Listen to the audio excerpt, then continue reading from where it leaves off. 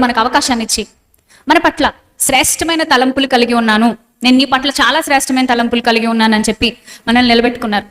ఈ భూమి మీద మనుషులు చెప్పే మాటలు అన్ని వేళ మనం నమ్మం కదా, అన్నిసార్లు మనం నమ్మం. కొన్నిసార్లు కొంతమంది మన ముందుకు వచ్చి నిలబడి నువ్వు నా ప్రాణం కంటే ఎక్కువ అంటారు, నువ్వు నా ప్రాణం కంటే ఎక్కువగా నేను నిన్ను ప్రేమిస్తున్నాను అంటారు, లేదా నువ్వే నా ప్రపంచం అంటారు. అవన్నీ కొంతవరకే లిమిటేషన్స్ ఉంటాయి. కానీ దేవుని ప్రేమలో మనం చూస్తే లిమిటేషన్స్ ఉండవు.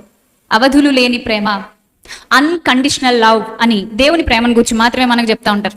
సో అలాంటి దేవుని ప్రేమ నీకు అర్థం కావాలంటే, దేవుడు అనగానే చాలా మంది చాలా రకరకాల డెఫినేషన్స్ ఇస్తారు.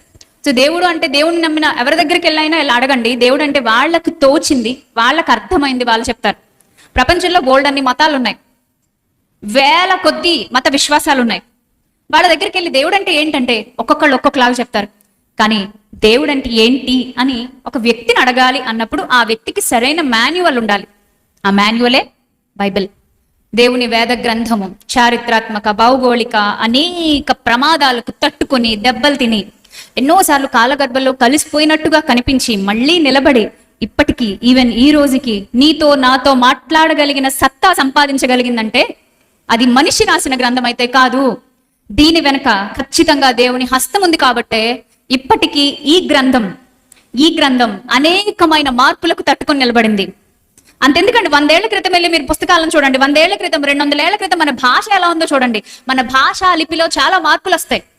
చాలా పుస్తకాలు కనుమరుగైపోయినాయి. ఆ లాంగ్వేజ్ అదంతా మనకు అర్థం కాదు. కానీ బైబిల్ అనేది ఎంత అద్భుతం అంటే, ముఖ్యంగా యవ్వన పిల్లలు మీరు ఇలా చూడండి, బైబిల్ అనేది ఎంత బ్యూటిఫుల్ బుక్ అంటే, వేల సంవత్సరాలు దీన్ని రాసి దీన్ని మన దగ్గరికి తీసుకొచ్చినటువంటి అనేక మంది భక్తుల యొక్క ఉద్దేశం, అనేక మంది భక్తుల యొక్క ప్రయత్నం ఇప్పుడు తప్పక ఫలిస్తుంది.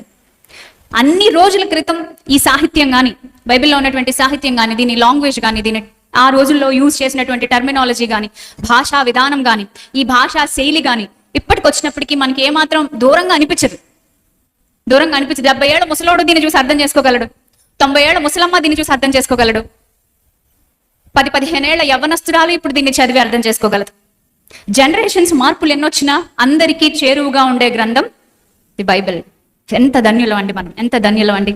అలాంటి ధన్యకరమైన ఈ గ్రంథంలో దేవుని ప్రేమ మనకు తెలుస్తుంది. ఒక భక్తుడు అంటాడు, బైబిల్ అంటే ఏంటో తెలుసా? దేవుని ప్రేమ లేఖ, గాడ్స్ లవ్ లెటర్. మరి ఆ లవ్ లెటర్ని మీరు ఎన్నిసార్లు చదువుతున్నారు? ఎంతగా దీని మీద దృష్టి పెడుతున్నారు? ఎంతగా దీనికోసం ఆశపడుతున్నారు? ఎంతగా దీని మీద ఆరాటపడి మనస్సు నిలిపి ధ్యానించగలుగుతున్నారో ఎవరికాళ్ళు ప్రశ్న వేసుకోండి.